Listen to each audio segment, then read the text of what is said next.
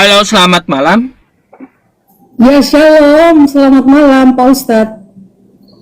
Malam, Mbak. Boleh open camnya dulu? Bentar. Caranya gimana, Op? Ayo udah, saya kirimnya. Klik nyalakan tuh.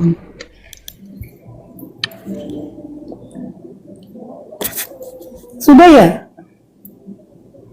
Nah, oh baik. Berarti lebih tua beliau ya. Ibu saya panggil. Oke, Ibu. Bu.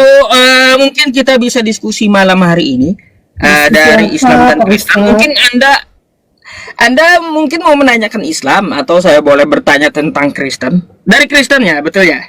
Saya Kristen, pengikut Kristus. Kira-kira wah, pengikut Kristus iya. Pengikut Kristus. Yakin nih atau cuma klaim aja? Ayo. Saya pengikut Yesus Kristus karena saya sudah diselamatkan, Oh. ditebus. Tapi kenapa Yesusnya nggak selamat dari tentara Romawi coba? Karena dia tujuannya untuk membawa kita dalam keselamatan, sehingga dia ganti posisi kita.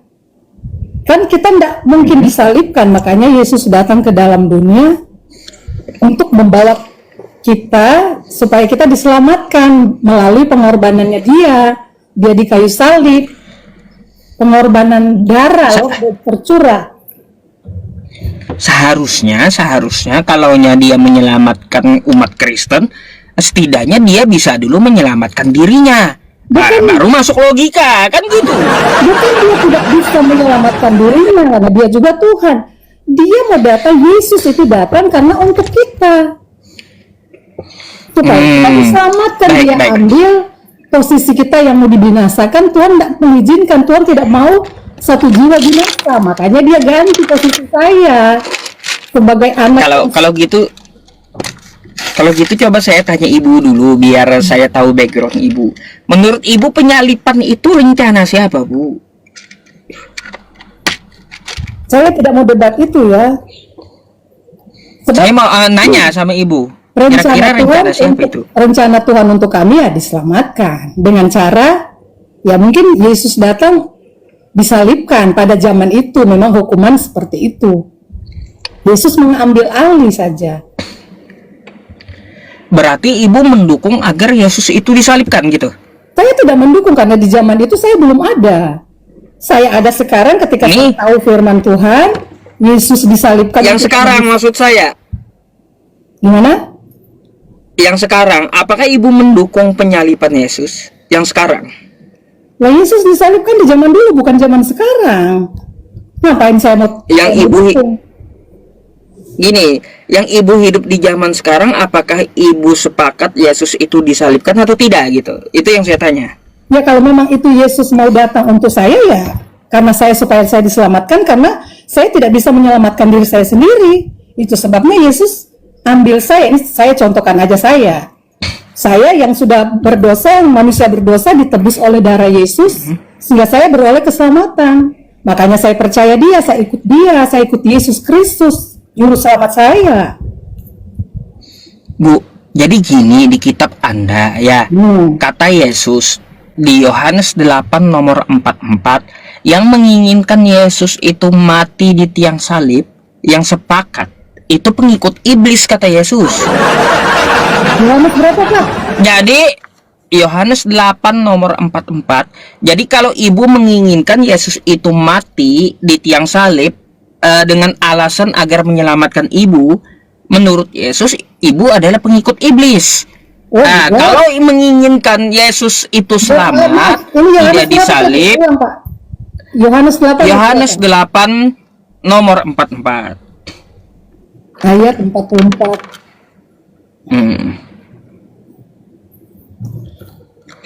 Iblislah yang menjadi. Coba Anda baca. Iblislah yang menjadi. Kan? Saya tidak menjadikan iblis itu bapak, musuh saya. Coba Anda baca lagi. Iblislah yang menjadi bapamu dan kamu ingin melakukan keinginan-keinginan bapamu. Maksudnya orang-orang yang mengikuti iblis, yang melakukan, yang tidak mengikuti keinginan-keinginan bapa, yang menjadi pengikut setan, pengikut iblis. Iblis, kata Yesus, iblis itu apa tuh? Kenapa? Lanjut. Ia adalah pembunuh manusia. sejak semula, dan tidak hidup dalam kebenaran, sebab di dalam dia tidak ada kebenaran. Memang nggak ada kan? Nah, Dia cuma adanya bisa nipu, bisa yang ingin membunuh Yesus di tiang salib tuh siapa kira-kira?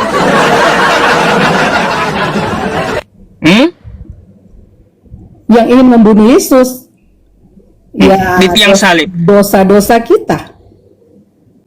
Nah, makanya yang ingin Yesus itu terbunuh di tiang salib, ya, yang mendukung tentara Romawi itu Kristen, Bu. Makanya Yesus tahu penyaliban di zaman Yesus, ketika Yesus dihukum di kayu salib, belum ada Kristen, belum ada yang disebut Kristen. Baik. Tapi kan Kristen kan maunya sekarang bersyukur karena Yesus mati di salib, mereka dosanya ditebus. Puji Tuhan karena saya ditebus. Berarti ibu mendukung pembunuhan di tiang salib? Karena saya di zaman itu ya belum ada, masa saya mau dukung. Kalau saja, makanya gini ya, kalau saja mungkin saya pada saat itu ada, seperti ada kan wanita-wanita saat itu yang menyaksikan Yesus disalib. Ya mungkin saya sedih ketika guru saya, ketika panutan saya saat itu dihukum. Tetapi ketika kita tahu rencana Tuhan bahwa hukuman yang dijatuhkan kepada Yesus untuk menebus dosa kita, ya puji Tuhan, saya bersyukur. Oh, salah ibu, saya tanggapi dulu sedikit ya, nanti saya kasih ayatnya. Ya. Bu, penyaliban itu bukan rencana Tuhan. Penyaliban itu diketahui oleh Yesus rencana iblis. Coba Anda buka Yohanes 13 nomor 2. Penyaliban itu rencana iblis. Makanya kata iblis yang menginginkan dia mati di salib, ya, kata Yesus yang menginginkan Yesus itu mati, terbunuh di salib, itu bapaknya adalah iblis. Tuh. Coba ibu baca dulu. Kalau saya tidak menginginkan, kalau saya tidak menginginkan Yohanes 13 nomor 2, baca dulu. Ayat 2. Mereka sedang makan bersama dan iblis telah membisikkan rencana. Memang iblis kan tujuannya membinasakan, mau membunuh. Bukan Yesus mengikuti rencana iblis, tetapi Yesus mau melakukan, menjalankan, melaksanakan perintah Allah Bapa di sorga untuk menyelamatkan manusia dengan cara Yesus harus mati di kayu salib. Jadi itu Yudas dibisiki rencana oleh iblis agar Yudas itu berkhianat, sehingga Yesus itu terbunuh di salib. Karena Yesus penyaliban itu rencana iblis. Kenapa? Karena Yudas sudah diiming-imingi. Makanya iblis nih, nanti kamu mau dikasih uang lah, kamu dengan cara begini. Jadi Yudas itu pengkhianat. Iya Bu, makanya Yesus berkata di Yohanes 8 nomor 44 tadi. Karena Yudas itu memberikan kesempatan kepada iblis. Dalam firman kami dikatakan jangan beri kesempatan kepada iblis. Nah Yudas sudah dibutakan dengan harta, dengan uang. Tadi kan Pak Ustadz bilang saya tidak tertarik dengan uang. Nah nyatanya minta sumbangan juga. Tadi sudah ada yang memberikan sumbangan. Oh, itu bukan untuk saya, itu bukan untuk pribadi saya, itu untuk kemaslahatan umat, beda gitu. Kan kalau untuk saya langsung minta aja sama penontonnya. Kenapa? Kalau untuk saya, berarti Pak Ustadz kan juga butuh duit. Seperti Yudas. Yudas itu butuh duit. Ngapain saya butuh duit? Bu, saya udah punya duit, ngapain saya butuh duit lagi? Udah, kita tinggalkan pembahasan itu. Ini ya soal Yudas yang berkhianat. Karena dia sebagai manusia saat itu tidak menyadari bahwa Yesus sedang merancangkan keselamatan buat dia, padahal dia udah ikut Yesus. Nah itulah Yudas. Jadi kayak gini. Harta duniawi. Jadi kayak gini. Kalau menurut Anda bukan rencana iblis tapi rencana Tuhan, berarti Tuhan Bapa tuh kejam membiarkan anaknya terbunuh gitu? Tidak, waktu Bapa merencanakan Yesus harus turun ke dalam dunia ini, Tuhan kan enggak bilang begini, Bapa enggak bilang begini, kamu turun biar kamu disalibkan. Tetapi itu sudah termasuk, itu rancangan Tuhan, rencana Tuhan untuk membawa kami diselamatkan dengan cara Yesus saat itu. Bertentangan berarti Bertentangan, di kitab ya. Anda. Jelas saya Bapak tuh jelas. ngomong kayak gini, Bu. Jelas Bapak saya, tuh ngomong saya kayak itu gini. bertentangan dengan Bapak Ustadz karena memang kita tidak seiman. Bukan, Anda bertentangan dengan Tuhannya Yesus. Coba Anda baca di Yohanes 3 nomor 16. Nah, dari tadi saya Apa sudah coba baca di itu. situ? Begitu besar Iya, kasih begitu Allah besar. akan dunia ini. Begitu besar kasih Allah akan Sehingga dunia dia ini. mengaruniakan yang tunggal. anaknya yang tunggal. Kalau dia membiarkan anaknya mati terbunuh, kejam kali itu Tuhan. Betul. Artinya apa? Kontradiksi kitab Anda. Betulnya Bapa di surga tahu dia utus anaknya untuk datang menyelamatkan kami yang berdosa, bahkan semua umat di dunia ini yang berdosa. Bu, oke. Kata Anda Bapak di surga tahu ya dia mengutus anaknya untuk di tiang salib mati gitu. Agar nyelamatin Anda. Lebih baik dia nyelamatin anaknya daripada nyelamatin Anda. Gimana sih? Aduh, Ibu, Bu, coba berpikir. Begitu besar kasih Allah, dia itu nggak kejam. Dia mengaruniakan anaknya yang tunggal untuk disalib, menyelamatkan Anda gitu. Iya. Lebih baik dia menyelamatkan Yesus daripada menyelamatkan Anda. Jadi Yesus itu diutus oleh Bapa di surga supaya dapat menyelamatkan kami dengan cara apa? Dengan cara Yesus pada saat itu memang dihukum dan digantung kayu salib, dia mati dan dibangkitkan pada hari ketiga. Berarti Bapak sangat kejam dong, Bu. Dia bangkit. Jadi Yesus sudah melewati masa-masa penderitaan karena dia pada saat itu manusia 100% tapi tidak berdosa. Tidak ada kesalahan yang ditemukan. Yang saya bahas Bapak dulu. Bapak di surga berarti sangat kejam dong. Sampai numbalin kayak gitu. Tidak ada Bapak-Bapak yang tidak ada Bapak di surga kejam. Tidak ada dalam Alkitab. Tetapi Allah Bapa hanya mengutus Yesus Kristus turun ke dunia. Kalau Bapak itu tidak kejam, dia akan selamatkan anaknya. Ngapain selamatin Ibu? Yesus ada bisa untuk menyelamatkan diri dari kayu salib. Dia bisa turun dan dia bisa rombak semua orang-orang yang pada saat itu. Jadi kayak gitu, Bu. Coba berpikir ya, secara cerdas. Kalaunya begitu kasih Allah akan dunia ini. Kenapa Pak ngapain? Ustadz? Bentar dulu. Sebelum dia menyelamatkan ibu dan Kristen, kalau dia begitu kasih, dia selamatkan dulu anaknya. Ngapain dia nyelamatin Anda? Itu yang bikin saya heran. Kenapa Bapak heran? Karena Bapak tidak tahu tujuan rencana Bapak untuk menyelamatkan kami. Dengan cara itu, dengan cara Yesus harus mati, mengorbankan diri, Berarti Bapak dengan kekejamannya membunuh anaknya agar menyelamatkan Anda. Nggak masuk akal, Bu. Nggak masuk akal. Contoh logika aja kayak gini, Bu ya. Ini logika akal sehat. Saya mengutus anak saya ke Jakarta untuk menyelamatkan ibu, ya. Tapi membiarkan anak saya mati, kejam saya. Lebih baik saya menyelamatkan anak saya daripada menyelamatkan ibu. Ngapain anak saya mati agar menyelamatkan ibu? Ngapain coba? Itu karena anaknya Pak Ustadz, bukan anaknya Bapak di surga.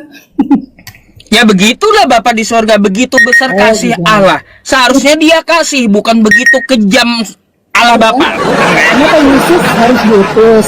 Karena manusia itu tidak bisa menyelamatkan dirinya sendiri dari dosa. Harus ditebus oleh darah Yesus, bukan darah binatang, bukan Pak.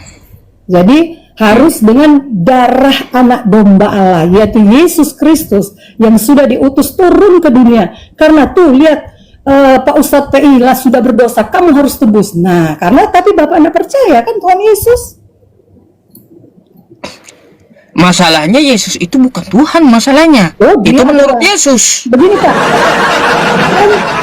di zaman waktu Yesus ada di dalam dunia ini, memang banyak yang menolak dia adalah Tuhan. Kalau saat saja saya itu pas ada di zaman Yesus ya, dia adalah guru, ya dikatakan murid-murid, dia punya murid-murid. Nah, ketika Yesus mati dan bangkit, naik ke surga karena dia adalah Tuhan yang patut saya percaya dan bersyukur dia sudah tebus dosa saya. Bu, sedikit nih ya. Menurut Yesus, Yesus itu bukan Tuhan. Terus menurut Paulus, Yesus itu bukan Tuhan. Bukan, Yesus adalah Tuhan. Karena Nah, bentar dulu. Kalau ibu ngotot, saya kasih dulu ayatnya.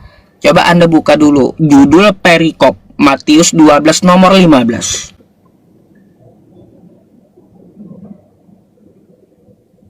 Coba. Ya Pak, sebentar. Matius berapa Pak? 12 nomor 15. Ayat 15. 15. Nih, saya gedain buat ibu-ibu baca nih. Ya. Tetapi Yesus mengetahui maksud mereka itu. Judulnya nih. Yesus hamba Tuhan. Ya iya, bukan Tuhan dia, Bu. Yesus bisa hamba Tuhan saat itu. Di saat dia melayani. Oh, baik. Karena dia Baik, kalau menurut Anda bukan buku yang ini, coba kisah para rasul sebentar. Bentar. Saya kasih ayat-ayat kitab ibu sendiri, bukan Al-Qur'an saya. Ya, saya juga nggak bentar. tahu Al-Qur'annya Bapak. Nih, Bu. Coba ibu baca. Allah Abraham, Ishak dan Yakub, Allah nenek moyang kita, telah memuliakan hambanya. Yesus itu. Siapa nih? Yesus. Yang Tuhan siapa? Saat itu predikat Yesus bisa juga sebagai hambanya. Karena apa? Tujuan Yesus datang ke dalam. Bentar dulu. Yang saya tanya bukan Yesusnya, yang Tuhan siapa di sini? Allah Bapa. Allah atau Yesus? Allah Bapa. Ya. Yang hamba? Yesus. Di dunia dia hamba juga. Berarti Yesus bukan Dia Allah. Dia Allah dan Pak Ustadz. kan gitu. Bapak jangan coba-coba untuk memutarbalikan akan firman Tuhan kami. Ibu, ini tertulis di kitab Anda dan kata Paulus, bukan kata saya. Saya sudah menjelaskannya bahwa Yesus status di situ di dalam pasal ini dia juga menyebut diri hamba. Karena apa? Ketika dia datang di dalam dunia ini dia melayani. Orang hamba melayani. Jadi dia datang melayani umat. Bu, ini kata Yesus lagi nih. Iya. Ya. Memang kata Yesus. Kata Yesus, seorang hamba itu tidak lebih tinggi dari tuannya. Jadi seorang Yesus tidak lebih tinggi dari Tuhannya. Itu kata dia. Ustaz, dengar ya. Jadi kalau kata Yesus kayak gitu, saya harus percaya Anda atau percaya Yesus? Dia hamba, dia tidak lebih tinggi dari Tuhannya. Nggak bisa disetarakan Yesus adalah Tuhannya, nggak bisa. Yesus datang waktu itu, dia menjelma jadi manusia. Dia dari sorga sebagai Allah, dia datang ke dunia ini menjelma, menyamakan diri dia sebagai manusia sama seperti kita, tetapi dia tidak berdosa. Kenapa? Dia hanya mengambil kita supaya kita jangan dibinasakan. Makanya Yesus jadi menurut ibu, Yesus dan Allah tuh satu pribadi sama gitu. Satu pribadi tidak, tapi tiga fungsi. Allah Bapa, Allah Anak, dan Allah Roh Kudus. Seperti kita yang manusia, tubuh, jiwa, dan roh, tapi satu. Apa rohnya Bapak di sebelah? Apa jiwanya Bapak bukan di dalam kehidupan Bapak? Seperti jadi Yesus dan Bapak itu beda, pribadinya beda gitu menurut Anda? Atau sama? Ini Allah Tritunggal mau bahas begitu. Saya tidak mau bahas seperti itu. Iya, ini menurut Anda Yesus itu sama nggak dengan Bapa, satu pribadi atau tidak gitu? Mereka itu Bapa, Anak, dan Roh Kudus itu tiga pribadi dalam satu kealahan. Beda pribadinya. Kealahan. Oh, kalau gitu ibu baca dulu dah ibu kitab ibu lagi. Yohanes 20 nomor 17. Bapak Ustadz muter-muter ayat kami pasal firman. Loh, bukan muter. Ini ibu biar ibu percaya bahwa ibu perkataan Yesus bukan perkataan saya. Nih. Ini kata Yesus lagi nih, Bu. Ya. Ya memang Yesus berkata begitu. Apa kita mau kata Yesus kepadanya, janganlah engkau memegang aku, sebab aku belum pergi kepada Bapa. Tetapi pergilah kepada saudara-saudaraku dan katakanlah kepada mereka bahwa sekarang aku akan pergi kepada Bapakku dan Bapamu, kepada Allahku dan Allahmu. Nah, Di benar. sini Yesus bukan Allah, Bu. Beda. Dia itu Ustaz ini ya. Dengar dulu saya, Pak. Tadi ayat mana itu? Yohanes 20 nomor 17. Bentar, Yesus nah. akan pergi kepada Allahnya. Allahmu dan 20, Allahku, kata Yesus. Yohanes 20 ayat 17. Pak, di sini versinya Tuhan Yesus ini dia sudah bangkit kan dari kematian. Dan dia ingin buktikan kepada semua orang bahwa dia sudah bangkit. Dia mau kembali kepada Bapaknya yang di surga. Jadi mereka di dalam kerajaan surga. Jadi Allah Bapaknya Yesus dengan Bapaknya kita sama. Dia kan sudah bilang di sini, aku akan pergi kepada Bapakku dan Bapamu dan Bapa Allah. Berarti Yesus bukan Allah kan? Dia saat itu di dunia ngomong, Pak. Setelah sudah di surga memang dia Allah Anak, Allah Bapa, Allah Anak dan Allah Roh Kudus. Mereka Kok bisa copot kayak gitu? Waktu di dunia copot Allahnya gitu. Pada saat itu dia manusia 100%, dia bawa Oh, Pak Ustadznya aja nggak yang pernah Yesus. membingungkan itu Bapak apa? nggak pernah, Bu. Ibu yang bikin bingung umat Kristen. Nggak pernah Yesus ngajarin dia 100% manusia, 100% Tuhan, nggak pernah. Ini dalam ajaran ketika dia turun ke dalam dunia. Mana dalilnya? Dia nggak jadi manusia. Mana dalilnya? Dia jadi manusia. Yesus ngajarin dia adalah Tuhan yang jadi manusia, 100% manusia, 100% Tuhan. Mana Yesus ngajarin kayak di dalam gitu? 100%. Pak Ustadz jangan aneh-aneh kalau nanya lah. Memang tidak disebut, tapi kami sebagai orang yang percaya kepada Kristus saat itu kami menyebut Yesus itu manusia, ada darah, ada daging. Manusia 100%. Nah, darahnya itu yang sudah tercurah menjadi dosa. Pak Ustadz, Bu, jadi Anda ini ikut Kristen atau ikut Yesus sih? Bingung saya. Kalau ikut Yesus, akui dia utusan, bukan Tuhan. Kalau ikut Kristen, ya kayak tadi 100% manusia, 100% Tuhan yang bukan ajaran Yesus. Saya ikut Yesus karena dia adalah Tuhan dan dia sudah ada di sorga. Menyediakan tempat untuk kita ini, kami yang percaya. Tapi kalau yang tidak percaya Tuhan, ya nggak ada jalan kebenaran dan kehidupan. Bu, kalau dia seperti itu mengatakan atau mengajarkan 100% dia manusia, 100% Tuhan, kalau Anda mengikuti Yesus, mana dalilnya dia ngajarin kayak gitu? Pak Ustadz, tadi saya sudah bilang kami menyebut, bukan dari memang tidak ada di dalam Alkitab kami menyebut manusia 100%, tetapi dia mengambil rupa sebagai hamba. Kita manusia. Jadi Yesus mengalami juga penderitaan. Kita juga kan sering menderita, sering kali menghadapi masalah. Jangan seperti itu, Pak Ustadz. Jadi bukan, kita ini perlu kritis dalam beragama, Bu. Kalau bukan ajaran Yesus, bukan dari kitab Anda, lalu Anda ngomong sebagai pengikut Yesus, mimpi, Bu. Saya pengikut Yesus. Berarti Anda tidak mengikuti Yesus, tidak mengikuti kitab Anda, tapi mengikuti paham atau doktrin Anda gitu. Bukan mengikuti Yesus atau kitab Anda jadinya. Jangan ngarang dulu ya, Pak. Saya tidak bilang ngikut ke ini saya. Tapi saya pengikut Yesus. Kenapa? Karena saya sudah ditebus oleh darah Yesus. Tuh, saya percaya dia adalah Tuhan. Bu, kalau Anda ngaku pengikut Yesus, Anda nyembah siapa? Nyembah Yesus. Saya menyembah Allah Bapa dan Roh Kudus. Bu. Coba Anda buka dulu Lukas 4 nomor 8 deh. Lukas 4 nomor 8 Anda buka dulu. Yesus kepada nama dia saja. Anda menyembah Yesus. Nah, Lukas 4 nomor 8 Yesus menyuruh menyembah siapa? Menyembah Allah dalam roh dan kebenaran. Nah, kan gitu. Lah kenapa, Bu? Yesus menyuruh sembahlah Tuhannya Yesus. Lalu Anda sembah Yesusnya, nggak nyambung. Ustadz yang tidak Maka dari itu ikuti Yesus gitu. Pak Ustadz yang tidak nyambung, dia saat itu ada di dunia. Itu sebabnya dia berkata, sembahlah Allah Bapa dalam roh dan kebenaran. Sembah yang benar, bukan kita menyembah yang salah. Ya iya, kenapa ibu malah nyembah Yesusnya? Dan posisi Yesus pada saat itu ada di dunia.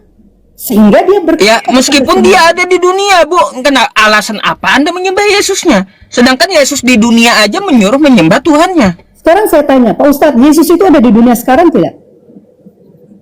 Nggak ada. Ya, dia sudah di surga, saya sembah. Dari mana dia di surga? Saat dimana Yesus ada di dunia pada saat itu, pada saat dia datang kedatangan pertama, dia ada di dunia, lah dia suruh menyembah kita dalam roh dan kebenaran. Dia mengajarkan itu. Jadi kita menyembah saya. Ya, iya. Posisi saya sebagai orang yang sudah diselamatkan oleh Tuhan, ya saya menyembah dia karena dia adalah Tuhan yang sudah menyelamatkan saya. Itu aja. Di mana Yesus mengatakan sembahlah aku? Nggak ada, Bu. Yesus pun menyembah Tuhannya. Pak Ustadz. Yesus Gimana? Yesus waktu itu masih di dunia. Masih di bumi maksudnya. Nah, ya biar saya paham, Yesus yang ada di dunia ini, waktu dia di dunia dia menyembah siapa? Bapa. Bukan nyembah dirinya sendiri kan? Ya enggak, dia saat itu posisinya dia adalah manusia. Lalu kenapa ibu sekarang nyembah Yesus? Karena dia adalah Tuhan yang sudah naik ke surga. Loh, nanti kalau saya tidak menyembah dia, saya tidak ada keselamatan saya. Apa Pak Ustadz? Saya bingung, Bu. Bingungnya satu, kata Anda naik ke surga. Ada yang lihat ke surga gitu? Rasul Pak, semua berapa pasang mata yang menyaksikan Yesus naik ke surga. Kisah para rasul itu. Pakai apa orang lihat surga, Bu? Pakai teropong apa gitu? Heran saya, nggak masuk akal, Bu. Kalau gini, Bu, kalau Yesus itu mengajarkan dia naik ke langit, ada. Percaya saya, dia naik ke langit gitu. Kalau dia naik ke surga, orang saat itu lihat surga pakai apa? Aduh, ibu. Masa pakai telinga? Ya iya. Pakai keyakinan. Coba Pak. Bu, orang lihat Yesus itu naik ke arah langit, bukan ke surga. Sekarang saya tanya Bapak, di mana ayat itu yang Bapak sebut Yesus naik ke langit? Coba. Yesus naik ke langit, iya. Datangnya Bapak juga, karena saya tahu bahwa Yesus terangkat ke surga. Coba, naik ke langit, mana Pak? Bentar, nih Kisah Para Rasul. Ya, Kisah Para Rasul 1, 9 sampai 11. Oh, 9. Kenapa dilewatkan ayat 6? Ini bentar. Ibu kan nanya yang ke langit. Nah. Sesudah berkata begitu kepada mereka, Yesus terangkat ke langit, bukan ke surga. Dari mana ke surga? Orang emangnya lihat surga pakai teropong apa gitu? Sebentar Pak, saya baca ayat 6. Ya, jangan jangan firman Tuhan kami Bapak geser. Ayat 6, baca Pak. Bu, saya jawab sesuai yang ibu minta. Iya, mana dalilnya Yesus terangkat ke langit? Itu saya tampilkan. Di mana ayat berapa? Nggak ada langit Pak. Kisah Para Rasul 1, 9 sampai 11. Karena ketika mereka melihat, ya sudah tertutup, tinggal langit yang mereka lihat. Yesus iya, makanya jadi saya tidak percaya ke surga. Kalau ke surga, orang pada saat itu lihat dia ke surga tuh pakai teropong apa? Mata apa? Mata Sharingan Naruto gitu, tembus. Melihat dengan mata, masa melihat dengan telinga. Begini Pak. Lah iya. Penglihatan mata, bentar. Penglihatan mata manusia ini emang tembus di langit. Jangan cuma lihat satu ayat ini Pak. Bapak tadi bilang dia ke langit ini di dalam ayat 6. Jelas-jelas di sini Yesus terangkat ke surga.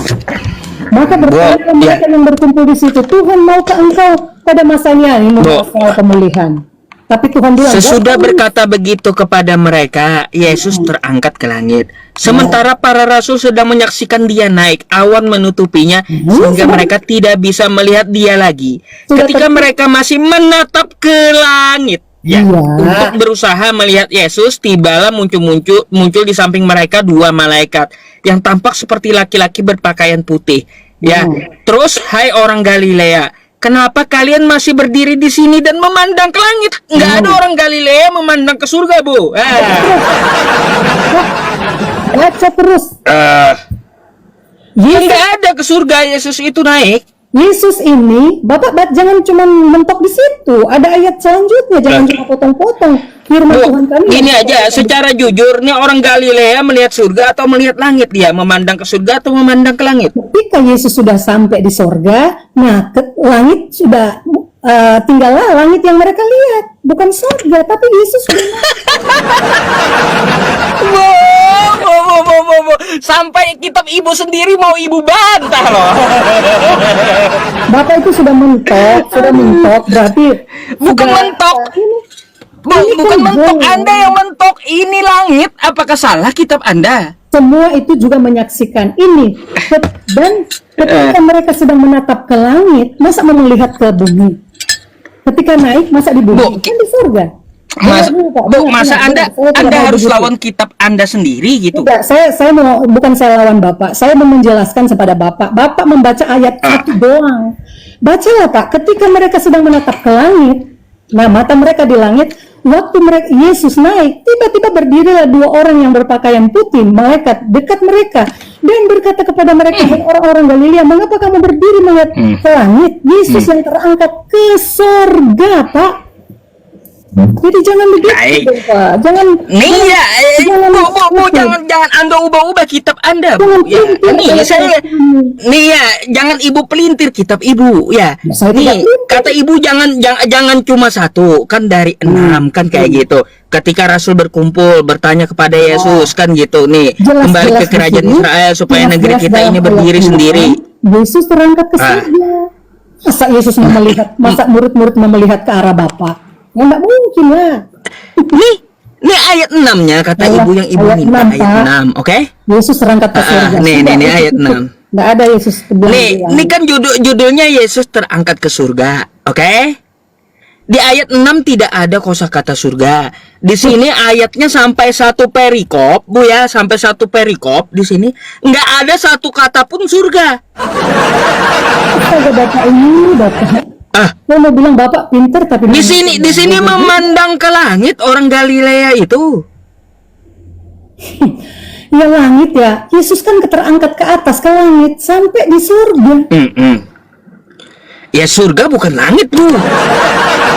Aduh, Ustadz, saya mohon dengan hormat, Bapak baca yang jelas tuh firman, jangan pelintir. Ibu, ini nih Bu, sekali lagi saya baca yang jelas, jangan ibu pelintir. Ya, seharusnya saya yang ngomong sama ibu kayak gitu. Ibu Nih yang saya baca. bapak yang Sesudah begitu, ya kepada mereka Yesus terangkat ke langit. Dia Ayo. terangkat ke langit, tapi kan dia sudah judulnya aja Yesus terangkat ke sorga. Masa Oh, dia terangkat ke judul. langit? Kalau ibu ngambil judul penjelasannya nggak ada surga gimana, Bu? Bapak, Gimana, Bu? di dalam ayat 6, Yesus terangkat kemana? Coba Bapak baca. Apa kata di situ? Surga. Ini judulnya tidak sesuai dengan isinya. Kenapa? Di sini judulnya ke surga, tapi di sini orang Galilea nggak ada melihat Ustadz, surga, melihatnya Ustadz langit, ya, gitu.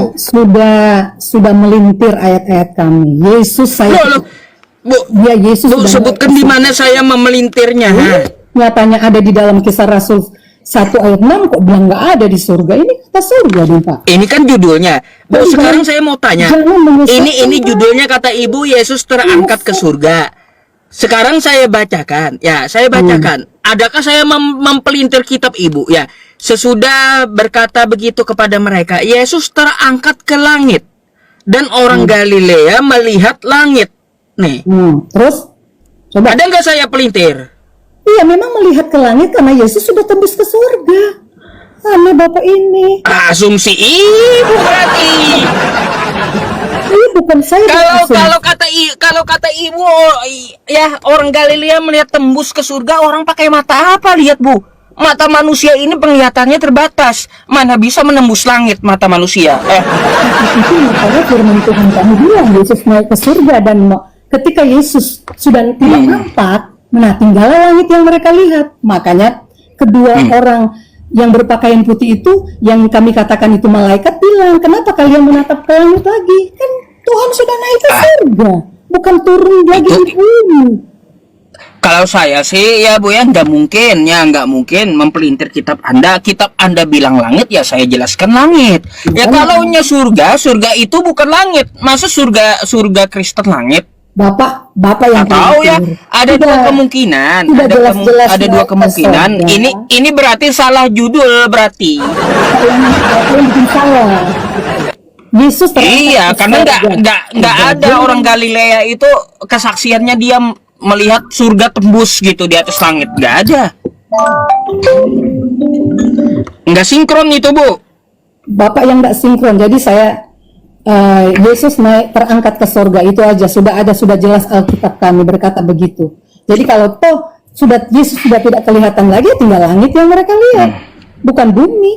Kan namanya orang melihat ya. Ya, kayak kalau itu salah judul nanti revisi lagi lah tahun depan. Wah, Ustaz yang salah baca ya, mohon maaf.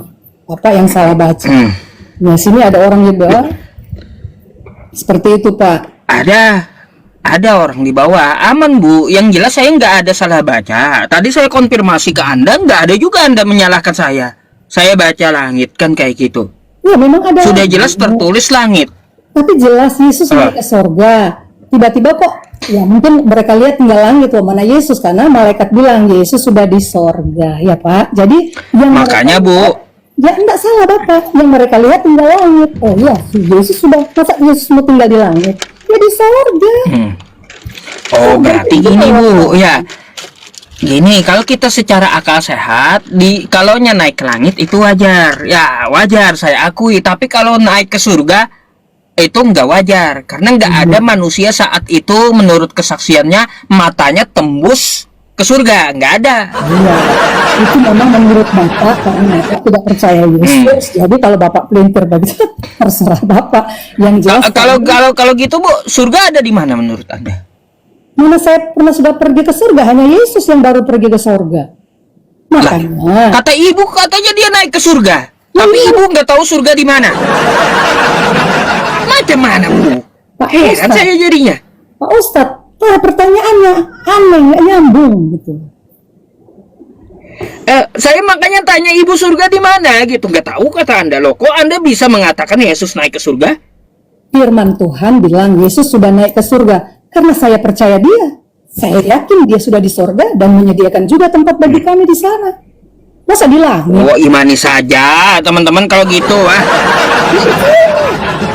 Meskipun tulisannya ke langit kan gitu, mungkin salah judul. Dah itu aja dah ya. Iya. Bilang aja kalau memang Bapak udah nyerah seperti itu, ya udah memang Bapak tidak akan percaya. Enggak. Saya di sini hanya bisa mengatakan antara dua. Kalau nggak ibu mempelintir kitab ibu sendiri atau judulnya salah. Dua aja gitu. Bapak tidak menyalahkan diri Bapak. Tidak Bapak yang melintir. Itu saya sudah jelaskan. Firman Tuhan ada jelas-jelas Yesus terangkat ke sorga. Ketika dia sudah mungkin sudah tiba di sorga, tinggallah mereka melihat dan menatap ke langit. Itu kan judul Bu. Apa? Betul nggak? Judul, bukan penjelasannya. Setelah kita baca penjelasannya, bukan surga, langit. Makanya saya bilang cuma dua. Kalau Anda tidak mempelintir kitab Anda, judulnya yang salah. Kan gitu. Mereka yang menonton saya, yang orang-orang Kristen, pasti Bapak yang melintir. Karena di dalam ayat 11 dikatakan, katakan ayat 11, tunggu Pak. Baca gitu, baca. Makanya saya bilang ibu baca dari tadi. Dalam ayat 11, dan berkata kepada mereka, hai orang-orang Galilea, mengapakah kamu berdiri melihat ke langit? Yesus ini yang terangkat ke surga kembali dengan cara yang sama seperti melihat ibu Ya kan? ibu aja baca langit, nggak ada salah kan saya? Ya udah. Memang ada langit. Berarti saya nggak salah, dua aja kemungkinannya, judulnya yang salah atau ibu yang mempelintir, kan dua aja gitu. Melihat langit yang Yesus sudah naik di surga. Bapak pinter Bapak memelintir ayat-ayat kami, tapi tidak mengapa. Kok saya malah dituduh ibunya teman-teman, gimana? Semua juga menyaksikan bahwa ayat kami ini memang benar-benar yang kami percaya bahwa Yesus naik ke surga, bukan ke langit. Aneh, saya yang kasih tahu, saya yang baca, sesuai bacanya, saya yang disalahin memelintir. Karena saya menganggap Bapak bilang memang ada langit, tapi Yesus tidak naik ke langit, dia di surga. Ya. Ya, terserah ibu imannya aja, udah gitu aja. Ya sudah Pak, udah nyerah aja, Pak. Iya. Nyerah aja dan karena memang Bapak tidak percaya. Enggak, Ya sudah. saya hanya dua kesimpulannya. Kalau ibu nggak mempelintir, judulnya salah, udah itu aja kan. Kami juga tidak memaksa Bapak untuk percaya Yesus naik ke surga. Ya wajar lah kalau Bapak menentang ini. Oh, Yesus naik ke langitnya karpe, terserah gitu lah. Yang Bu, penting- tadi saya ngomong sama ibu kalau Yesus naik ke langit, saya ya nggak menyangkali. Nah, Karena wajar dilihat orang Galilea dia naik ke langit. Tapi kalau Yesus naik ke surga, saya dustakan. Kenapa saya dustakan? Karena nggak ada orang Galilea melihat ke surga, tapi melihat ke langit. Gitu. Jadi hanya hayalan ibu aja naik ke surga. Padahal tulisannya ke langit. buset Nah. banget Pak. Yesus terangkat ke surga, bukan halusinasi saya, bukan karangan saya, ini karangan Alkitab saya Pak. Ini Alkitab kitab sucinya. Iya, saya pun juga punya. Judulnya ya Yesus terangkat ke surga. Penjelasannya Yesus naik ke langit. Nggak nyambung. Tidak ada bilang begitu. Gimana teman-teman? Bapak yang ngarang. Suaranya saya kasih pelan karena tetangga kan sudah pada tidur. Ah, Nah, di dalam ya ini udah, kita tinggalkan itu, ambil kesimpulan masing-masing. Kira-kira ada lagi nggak, Bu, yang saya mau menyimpulkan dibahas? bahwa Yesus sudah di sorga, naik ke surga sudah. Bapak punya kesimpulan di langit, ya terserah Bapak karena Bapak tidak percaya. Nah, karena saya Ya kita nggak paksa kan gitu. Ya. Jadi itu aja ya Pak. Jadi debat Gak apa-apa, Bu, kita argumentasi wajar keras Iya, gitu. iya. Gak apa-apa. karena kita saling bukan ya, kita saling karena saya dengan Tuhan ya itu. Jadi saya ya bagaimana ya, saya nggak mau bilang Bapak juga mengejek Tuhan, saya nggak ada itu ya, karena seperti tadi ya memang nggak ada apa ya, nggak ada solusinya bagi Bapak. Kalau saya Yesus naik ke surga sudah, Bapak ke langit ya udah, itu percayaan Bapak. Ya iya, saya hanya membaca yang tertulis. Oke ya, Bu ya. Doa saya Tuhan Yesus memberkati kita Ustaz ya. Oke, ya silakan nanti naik kembali ya Ibu Ola ya. Mungkin bisa kita gantikan dengan yang antri gitu ya. Oke, shalom ya Pak, terima kasih. Oke Bu, Tuhan berkati. selamat malam. Semoga Mohon mendapat turunkan, hidayah. Pak. Terima kasih Bu.